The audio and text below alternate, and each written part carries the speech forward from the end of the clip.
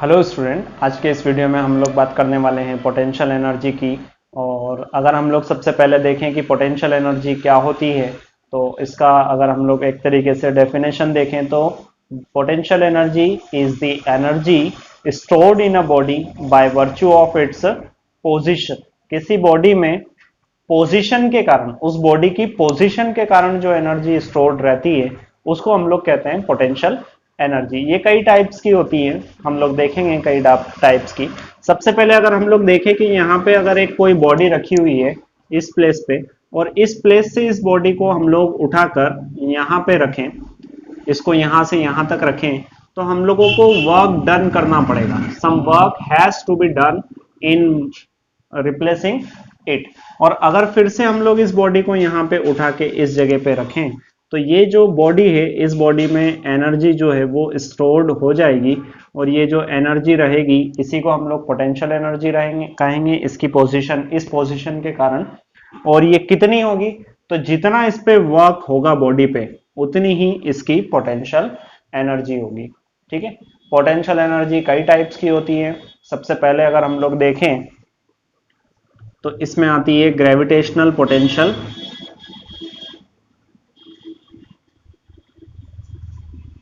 Potential energy.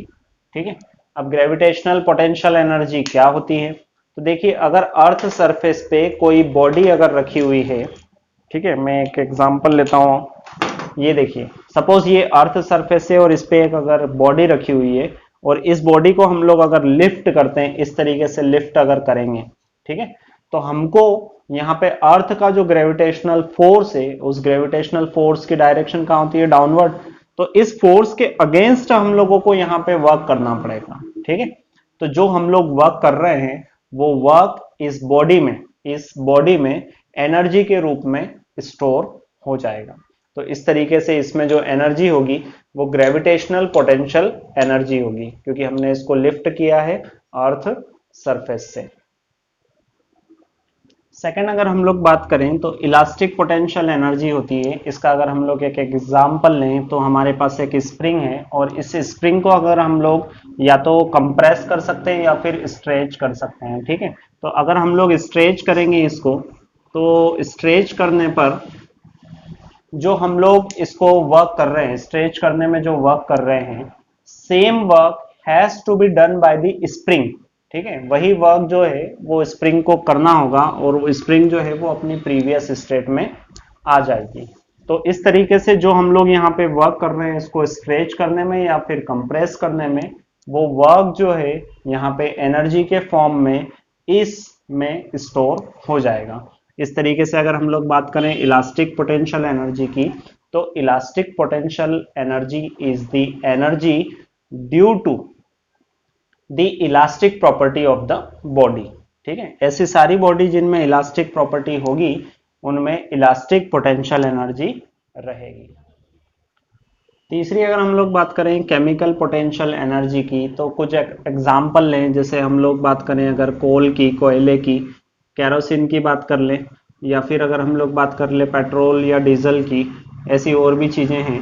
तो इनमें जो एनर्जी स्टोर्ड रहती है, देखिए इनको हम लोग बर्न करते हैं, और बर्न करने के बाद में हम जो उस एनर्जी को दूसरे एनर्जी के फॉर्म में रिसीव करते हैं, तो इनमें जो एनर्जी स्टोर्ड होती है वो होती है केमिकल पोटेंशियल एनर्जी। ठीक है, इसी तरीके से अगर हम लोग यूरेनियम या रेडियम की बात करें, तो इनमें जो एनर्जी स्टोर्ड रहेगी वो भी केमिकल के टाइप में आती है, लेकिन उसको हम लोग कहते हैं न्यूक्लियर पोटेंशियल एनर्जी कहते हैं। बात करते हैं इलेक्ट्रिकल पोटेंशियल एनर्जी की, तो इलेक्ट्रिकल पोटेंशियल एनर्जी में हम लोग बात करते हैं चार्जेस की। अगर हमारे पास चार्जेस हैं, और चार्जेस जो हैं वो एक दूसरे को या तो अट्रैक्ट करते हैं या रिपल करते हैं। ठीक है, अट्रैक्ट करते हैं, रिपल करते हैं, मतलब कि इनमें कुछ ना कुछ एनर्जी होती है, और इसी एनर्जी को हम लोग क्या बोलते हैं, इलेक्ट्रोस्टैटिक पोटेंशियल एनर्जी। अगर हम लोग देखें कि अगर हमारे पास अनलाइक चार्जेस है, जैसे कि एक पॉजिटिव चार्ज है और एक नेगेटिव चार्ज है, तो they will attract each other. ठीक है, अब ये दोनों एक दूसरे को अट्रैक्ट करेंगे। अब हमको क्या करना है, इनको सेपरेट करना है, मतलब अलग अलग करना है। तो हम लोगों को यहाँ पे फोर्स ऑफ अट्रैक्शन जो होगा, उस फोर्स ऑफ अट्रैक्शन के अगेंस्ट हम लोगों को वर्क करना पड़ेगा इनको दूर ले जाने में। ठीक है, तो अब इनको दूर ले जाने में जो हम लोग वर्क कर रहे हैं वही वर्क यहाँ पे इसमें इन यहाँ पे स्टोर हो जाता है। उसी वर्क के कारण यहाँ पे इलेक्ट्रोस्टैटिक पोटेंशियल एनर्जी जो इस सिस्टम की है, इन दोनों को साथ में अगर बोलेंगे तो क्या बोलेंगे, सिस्टम बोलेंगे। तो इस सिस्टम की इलेक्ट्रोस्टैटिक पोटेंशियल एनर्जी जो है वो इंक्रीज हो जाएगी। इसी तरीके से अगर हम लोग बात करें कि जैसे हमारे पास एक यहाँ पे पॉजिटिव चार्ज है और यहाँ पे दूसरा भी पॉजिटिव चार्ज है, तो ये चार्ज इसको और ये चार्ज इसको रिपल करेगा, मतलब यहाँ पे फोर्स ऑफ रिपल्शन लगेगा। और अब हम लोग ये करना चाहते हैं कि हम इन दोनों चार्जेस को पास में लेके आना चाहते हैं। तो अगर हम लोग ऐसा करेंगे तो हमको यहाँ पे जो फोर्स ऑफ रिपल्शन लग रहा है ना इन दोनों के सेम चार्ज होने के कारण, नेगेटिव चार्ज भी ले सकते हैं दोनों, तो इस फोर्स ऑफ रिपल्शन के अगेंस्ट इस पे हम लोगों को इस डायरेक्शन में और इस पे हम लोगों को इस डायरेक्शन में वर्क करना पड़ेगा। और यही वर्क जो है यहाँ पे इस सिस्टम में इलेक्ट्रोस्टैटिक पोटेंशियल एनर्जी के फॉर्म में स्टोर हो जाएगा और इस सिस्टम की जो इलेक्ट्रोस्टैटिक पोटेंशियल एनर्जी है वो इंक्रीज हो जाएगी। देखिए यहाँ पे भी इलेक्ट्रोस्टैटिक पोटेंशियल एनर्जी इंक्रीज हो रही है और यहाँ पे भी इंक्रीज हो रही है ना। यहाँ पे क्या हो रहा था, फोर्स ऑफ अट्रैक्शन, और हम लोग इनको क्या कर रहे थे, सेपरेट कर रहे थे। तो यहाँ पे हमको वर्क करना पड़ रहा था इस फोर्स ऑफ अट्रैक्शन के अगेंस्ट। उसी तरीके से यहाँ पे ये जो सेम चार्जेस थे, सेम काइंड ऑफ चार्जेस, ये दोनों एक दूसरे को क्या कर रहे थे, रिपल कर रहे थे, बट हम लोगों को इनको पास में लेके आना था।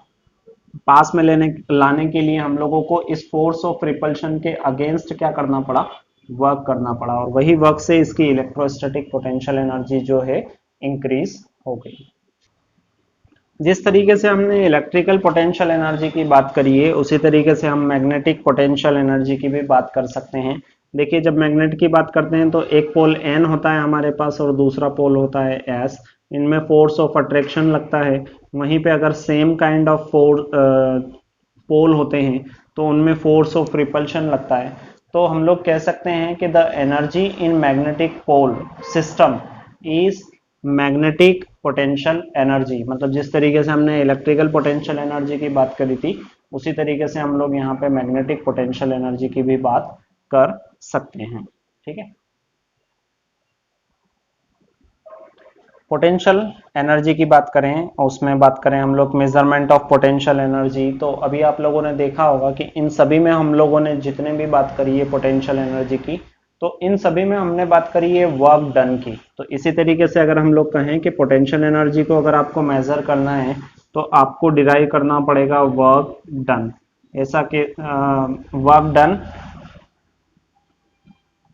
टू ब्रिंग, आप मेन तो ये याद रखें, work done to bring a body from its normal state to present state. ठीक है, प्रेजेंट स्टेट में लाने पे, नॉर्मल स्टेट से उसको प्रेजेंट स्टेट में लाने के लिए जितना हम लोगों को वर्क करना पड़ता है वही वर्क जो है उस बॉडी में पोटेंशियल एनर्जी के फॉर्म में स्टोर हो जाता है। जैसे अगर हम लोग एक अर्थ सरफेस से किसी बॉडी को लिफ्ट करेंगे, ठीक है, तो लिफ्ट करने पे हमको यहाँ पे जो ग्रेविटेशनल फोर्स लग रहा है डाउनवर्ड, उसके अगेंस्ट हम लोगों को यहाँ पे वर्क करना पड़ेगा। और यही जो वर्क है ये इस बॉडी में यहाँ पे आने पे, जैसे ये नॉर्मल स्टेट हो गई, ये प्रेजेंट स्टेट हो गई इसकी, तो इस प्रेजेंट स्टेट में लाने के लिए जितना हमने वर्क किया है वही वर्क जो है इसमें स्टोर हो जाएगा इन फॉर्म ऑफ एनर्जी के। ठीक है, तो इन सभी केसेस में हम लोगों ने देखा था कि वर्क डन मतलब कि पोटेंशियल एनर्जी। यहाँ पे potential energy means work done to bring a body from its normal state to present state. इसका जो सिंबल होता है पोटेंशियल एनर्जी को जनरली हम लोग रिप्रेजेंट करते हैं U से। और पोटेंशियल एनर्जी की अगर हम लोग यूनिट देखेंगे तो यूनिट इसकी बनती है जूल। ठीक है, जूल, जिसको रिप्रेजेंट करते हैं हम लोग कैपिटल J से।